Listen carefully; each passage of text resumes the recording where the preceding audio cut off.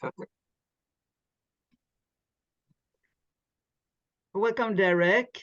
Lovely to have this chance to chat with you. Thank And you, Rita. My pleasure too. yes, yes.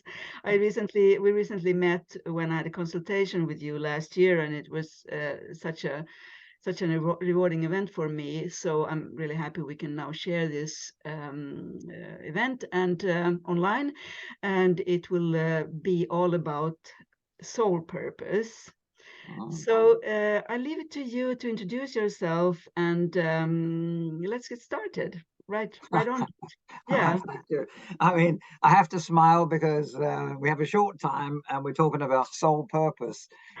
And that in itself could take us, many, many hours, many years, and obviously many lifetimes to find out what is our soul purpose. So I think, the first point I would like to make is, I've been working on this theme of helping myself, helping others to come closer to their inner center, which of course is about authenticity, but it's also about soul purpose.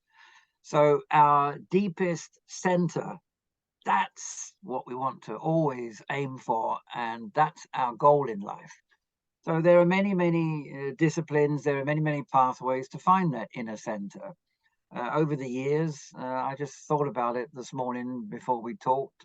I've been seeing clients on a personal day-to-day basis for 44 years. So I've been regularly looking at the holistic perspective of a horoscope, which is an energy portrait, a frozen moment of time. The heavens declare a set of instructions. And then, how do we, the personality, work with this set of instructions? Because that's what soul purpose is all about. Right, so I can approach this subject from an astrological viewpoint because that's my main work. But in the same breath, I would have to say that I'm also trained in Kabbalah. I run a school of Kabbalah for many years. I write books on these subjects. I also take groups for 30 years to Egypt and to southern England for, again, the purpose of finding out our deepest inner center. And so, many cultures is a little bit like, I'm very connected. I'm English. I live in Scandinavia and I have done since 1978. But every point on the circumference can go to the center. So therefore, we can approach our subject today from many viewpoints. And if they're authentic and true and lead us to the center, every viewpoint will give us good perspective and good answers. Today, I'm going to use the more astrological viewpoint. All right. So, Rita, anything you want to say before I then dive into the subject? Yes, yeah, surely, because I just would like to add that in my work as Life Between Life facilitator here in Sweden since the last 10 years, I also have a background in many things when it comes to healing. But I've noticed that almost all my clients really they talk about soul purpose, and I don't know, I probably attract these people for a certain reason, but there's a real longing, and as you say, there's many ways to be in touch. So please continue, Derek, and tell us more. Yeah, I think the approach that I would like to make is that we are a personality, and we often say we have a soul, but that isn't the case. We are a soul and we have a personality. It's the other way around. So the soul is, let's call it, the link between formless spirit and the form of the ego personality that provides a vehicle for spirit. So the soul is the mediator. It makes the links between, let's call it the higher and the so-called lower. And as above, so below, which is the basic philosophy here. So whenever we're in a soul state, we are gaining meaning from life experiences. So it's a dance to see and experience the dance between the outer and the inner constantly. So whenever we're in a soul state, we're in a state of meaningfulness, right? Whatever the experience is. If we label an experience good or bad, then actually we come out of the intuitional soul state and then we make judgments. So that's not going to help us. Whatever is in front of us is a way that the soul can experience a greater awareness of what it is. All right. And in the end, it's about this soul personality relationship that we're working upon. So this is the point that I would like to make, that when we're in a soul state, we are connected with all things. We see the connectedness between all things. So if we are talking to each other or to a client about a soul state, we're actually living in multi-dimensionality. So I'm blessed because every day I work with multidimensionality, because every planet is a school of wisdom. So every planetary connection gives me the chance to function on a Venusian level, on a Plutonian level, on a Saturnian, or whatever level. Each planet has its own archetypal qualities. So this, let's say, sensitivity, esoteric sensitivity to see how all things are connected, and that we can function in a state of multidimensionality, not two-dimensionality. That's my goal, to stimulate consciousness and realization that we are multidimensional beings. So when we talk about a soul state or soul purpose, it may strike strange for some people to know that to get into a soul state, first there is increased self-consciousness. That's us as an individual. We develop and realize our relationship to ourselves, to the world around us, to our environment. That's increased light, increased self-realization. But the next stage, which is the soul state, is group consciousness. And that, I would have to say, can surprise some people, because we talk about the soul as though it was an individual thing only. But the truth of the matter is that, the soul is group conscious. Because if it's involved with connectedness between all things, that means not only the human kingdom, but the other kingdoms, then we have to recognize that quality of being connected to all things, it's this ability for being conscious of God consciousness, which is the goal. So if we're in a soul state, we are group conscious. Now, this can take us into, what I would have to describe as a deeper conversation, because in the end, a soul is a unit of light, and it belongs to one of the 7 ashrams. And an ashram is a working place. So each soul is dedicated to work in a specific way according to the nature of the light that it represents. And our job, basically, you and I and every human being, is to bring more light on the physical plane. So we can talk about, whatever we may think is our personal, individual soul purpose, but for all of us, for every human being, the goal of our soul purpose is to bring more light on the physical plane. And more light means actually more love. And more love means our greatest contribution to the evolution of ourselves and this planet is to be happy. Because when I look around, and we're just coming out of two years of COVID, for example, just look at the state of fear that has dominated the planet. And the antidote to fear is always closing down. We freeze, we get stuck, and we give power outside of ourselves. So when we're in a soul state, we realize that no, the power is within, and not the outer affecting us only, but the inner affecting the outer. So when we're in a fearful state, we don't do this. When we're able to give love in our environment, that increases the ability for the immune system. When we're in a state of fear, that also destroys the immune system, and things like this. So one of our contributions in being happy is to bring less, or to eliminate or remove the tyrannical thought forms of fear on the planet. And that's our goal as individual human souls to accomplish. And we can help each other, and then the group consciousness becomes more, more the case. So yeah, I'm sorry, this is a huge area to come No, into. I'm delighted to hear, Derek. It's wonderful.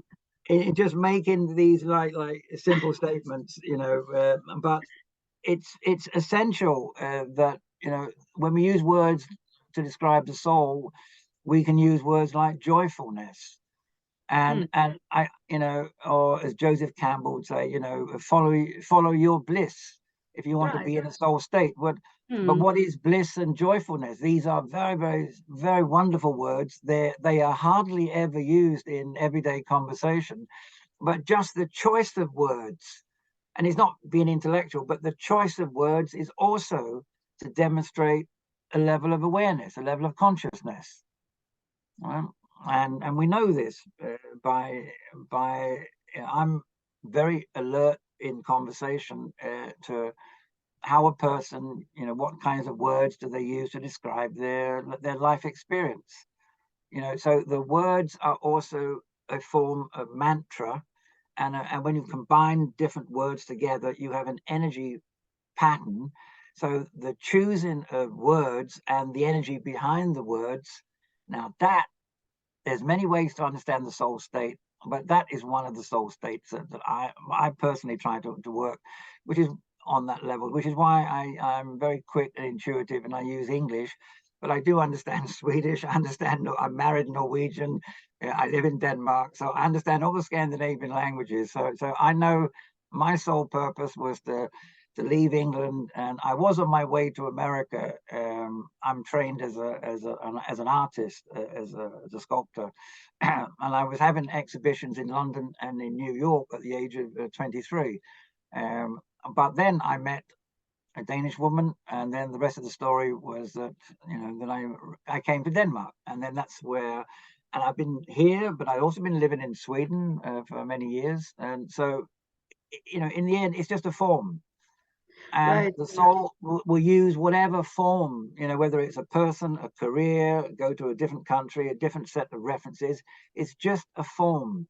So when we function in a soul state, we're not so concerned, we're not so, let's call it, seduced by the outer form. The form is there to be molded and used. There's a plasticity about the earth plane and dimension. And as a soul personality, then we will use whatever form is available to stimulate the evolution of us and others.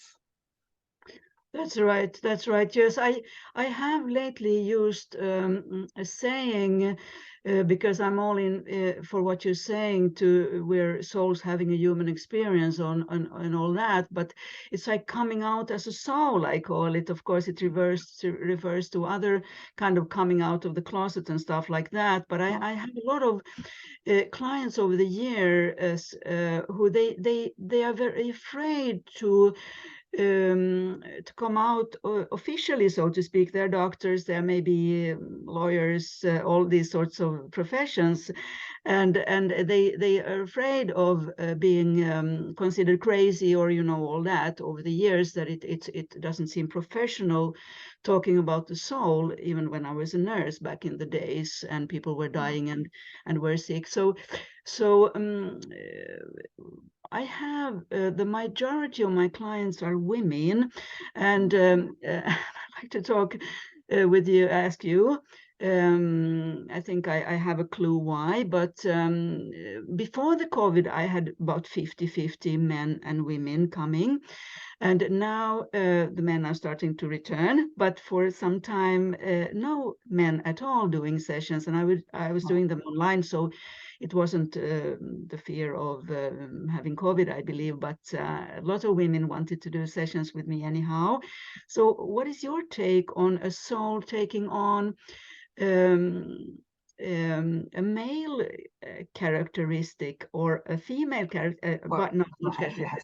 body, Right. female or male body as a soul? Would you like to? I Yeah. think it's quite. Well, yeah. Again, good question, but this, I have to smile one more time because this is a vast area to come into. Yeah, I know I, that. you know, No. I I remember when my wife, our first child, we had 3 kids. The first child, she wanted it, of course, to be a girl. She had this thought form for many years, and after we didn't want to have it checked out in the hospital. We just wanted to have the surprise when it was there. But this soul came to me in a dream and stamped his feet on the ground and said, "I'm a boy. I'm a boy." And what I had been picking up was that he was very harmonious with the masculine and the feminine presentation of itself to the world. That's why, this is the point that, when we talk about the magnetic attractions, a large part of the work that we're all involved in is to find the right balance between male and female. And I'm well attuned to the fact that if we connect with the more feminine side of our being, the femininity is not just only the power to nourish, but it's actually the power to connect everything with each other. You see this all the time. The color, shape, form, design, how it relates to each other is a feminine quality and not a masculine quality. So hooray for the increased femininity, right, with men and women. And as you also know, it's only in recent years that we now have, men fully participating in the birth process. There's a whole new kind of archetypal icon about men's roles and women's roles, and all this is to the good. When I was born in the 50s, my father was not allowed to participate in the birth room. I mean, how ridiculous can that be? And with all my kids, I've been there. My last one was my daughter, and it was a water birth. So I take her out of the water. I mean, this is the miracle, and we've lost that miracle. And to go back to your original point, yes, when to understand, the real workings of the soul is nothing better than to look at our attitudes towards birth and death, because the miracle of birth has been removed, and the miracle of death, because it is a miracle, because the soul is withdrawing from the physical plane, and we see this very clearly if we're in that process, the withdrawal, but it's all under law. There's a dissolving of the different elements. The elements that constituted who we are when we were born, they are dissolving in sequence.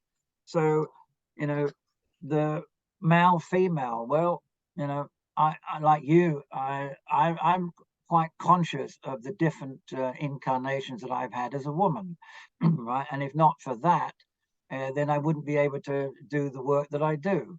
But again, like with my kids and my wife and I, we've got a good male-female balance, because it's not the form that's what we put the focus upon. It's the consciousness of masculine and feminine that we are developing. And if we want to move into what can only be described as a state of happiness or joy or bliss, then you have to have a well-developed feminine side to the personality if we are going to relate everything. If we're going to design a life that has value and meaning, it's the feminine. And then the masculine, is a power to externalize and to bring things out. The feminine is the power to internalize, to make communication and connection with the inner quality. And of course, we need both. So we're working towards wholeness as a soul. A soul is not deficient. So the soul chooses a personality, whatever the form, male or female, that is best equipped to help it learn greater harmony with the male and the female. And it starts off with our parents, right? Because they are the externalization of masculine and feminine, right? And then it continues in our adult relationships, right? But these are what we call patterns. And those patterns can be clearly seen in any horoscope. And that's also why a horoscope is like this frozen moment of time that shows this is the pattern that you have as this personality in this lifetime. And when you die, the experiences that this personality has gained will be absorbed into the total soul being. And then when we reincarnate, then the soul will pick up what's called technically the permanent atoms, which are the physical body, the emotional astral body, and the mental body. Will pick these collective experiences up and then start with a new personality. The personality doesn't reincarnate, but the experiences are there, deposited in the memory banks of the individual soul. All right, so in a soul state, we have continuity. We can see how things are related, not only in our world, but of course in past lives. So, for example, I'll make this point in a bit specific so that our listeners can enjoy this. But the sun, the sun is the heartbeat. All right. So you can have the life cord, right, that connects us with the higher planes. And then you have what's called the consciousness cord, which is linked to in the head center. And these two, life and consciousness, that's what enables us to navigate our way on the physical plane. But when the heartbeat stops, that is when the life ends. All right. You can have the consciousness cord snapped, as in a car accident or whatever, but still the life is there. All right. So the life force is always anchored in the heart. All right. Now that means, technically speaking, when the heart stops, that's the end of the life. So think of an esoteric teaching that I work with is that when we die in the immediate last life, that's when the transit sun is moving through one of the 12 zodiac signs. That's where it ends.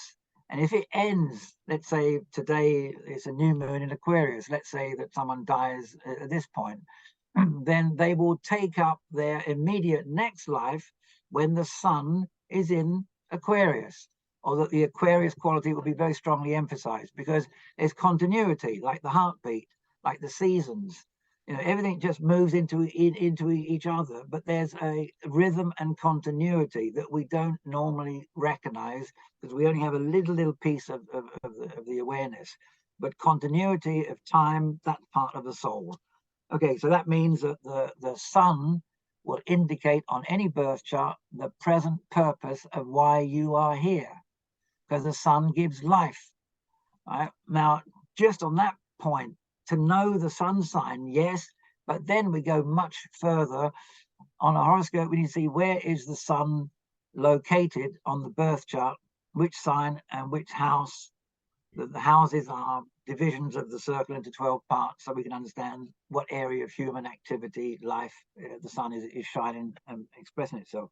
But then I go further, which is, if the sun is the life force, which planet governs the sun? Because that planet and where it is positioned on your birth chart will clearly indicate, how do you reach your heart's desire. And that, of course, is where the whole theme of bliss and passion come in, and the livingness. When we talk about the soul, we're in a state of livingness. We're not half dead, as a personality can be. No, we're living, and there's a sense of joy, and there's a sense of meaning behind everything. So we look for the sun first, and then we look for the planet which governs the sun, because that is going to help us achieve the soul's purpose. All right, so that's the first thing. The sun gives us the present set of circumstances that you and I have to work with and become alert and aware of. But the present is built on the past. Then the past is represented by the moon on the horoscope. Right? So the moon, the past is not good or bad. The past, the moon is like a statement of many lifetimes rolled up into one. Right? And how is, what can we build upon? The moon is our foundation. The past, for some people, it's like a tyrannical conditioning from our past, and for others, it can be harmonious, again according to karma and growth in awareness. So then the third point on this triangle will be the ascendant, the birth moment. When we come out of the mother's womb, and we're born on the physical plane. Right? Now, from a soul perspective, physical birth is death.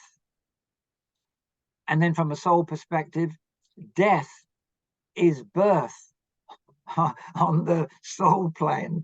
So you can take your pick as to, this theme, but we don't see it like that. But, the obvious thing, nature helps us to understand all of this, because we die every night, and we are reborn every morning. And then we see the seasons. We're in winter, but we know winter will give rise to spring, and spring to summer. So spring and summer energy goes out, and autumn and winter energy goes in. It's the same with the soul. It goes in and out of incarnation according to a larger plan. So back to the triangle. If the sun represents the present purpose of the incarnation, and the moon shows the past, what we can build upon, or what we take with us into the present, good or bad. And then the ascendant must therefore represent the future. And again, it may be difficult to qualify this, but the ascendant can be on the ascendant for many lifetimes. And it is said that the planet which governs the ascendant will show soul purpose. Now, again, you have to think in astrological terms that the whole horoscope is about you, the whole horoscope, but the self, the bigger, larger self, is just to recognize, our personality connected to the universal. So the whole horoscope needs to be interpreted. But if I take this, the future. Well, I'm sure, as I do, that already in this incarnation, we are already working on our future. Our future is already taking place. And already in this lifetime, the present circumstances, our past is still vibrant from ancestral viewpoint. So there's a whole kind of a movement here, but the ascendant can be understood as a pathway. Right? And the sun is the hero or heroine on that pathway, right? With its equipment, with its, the tools and skills that it's acquired over, eons of time, which is the moon in the past. So seen in this light, it can be interesting that the pathway is not the same as the hero or heroine, and yet they are immediately identified as being the same, but they're not. And that's the best way to understand this analogy that I'm giving, that all three of them are required, like any good soul quality puts us in a triangular state. We have to rise above duality, but we have to get to that third point of synthesis.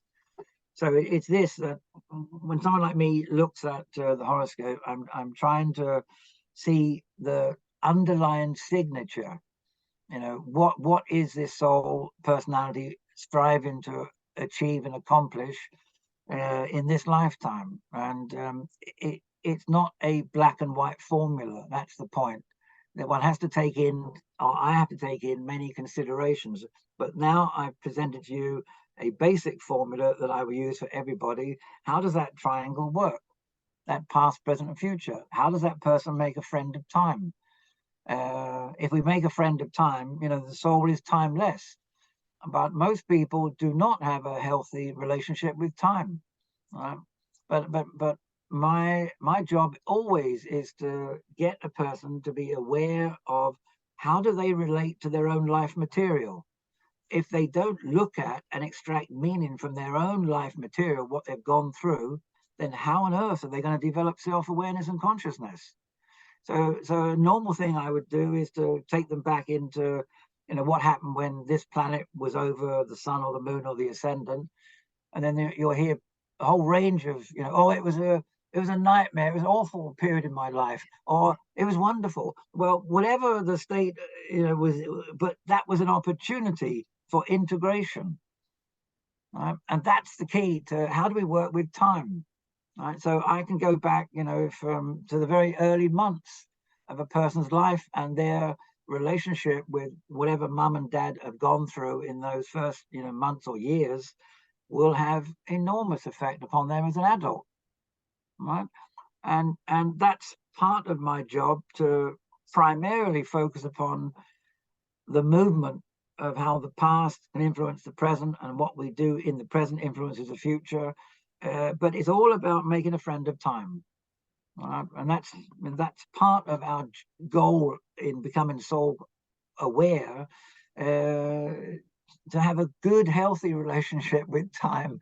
And things do take time, you know. And you know, you and I are up in years, but when we're young, you know, our search for identity is everything. And when we've, let's say, acquired, you know, over the years, 30, 40, 50 odd years, we've acquired an identity, then we're working at plowing back our life experience into the community, because that's what it means to enliven the society and community, by plowing back life experience.